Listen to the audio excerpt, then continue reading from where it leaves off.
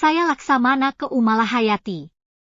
Lahir di kerajaan yang dikenal dengan kekuatan maritimnya, saya dipersiapkan sejak muda untuk menjadi pelindung lautan dan pengawal kesucian daratan Aceh. Dengan keahlian bela diri yang mumpuni dan kecerdasan strategis, saya memimpin armada Laut Aceh, menghadang setiap ancaman penjajah yang ingin menguasai Selat Malaka.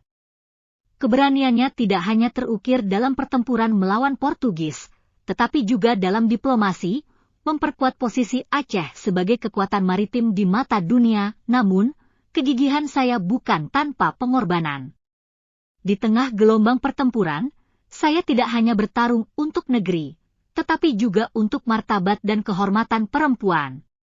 Saya menunjukkan bahwa keberanian dan kepemimpinan tidak mengenal gender. Wafatnya saya dalam pertempuran melawan penjajah menjadi api yang membakar semangat perlawanan rakyat Aceh.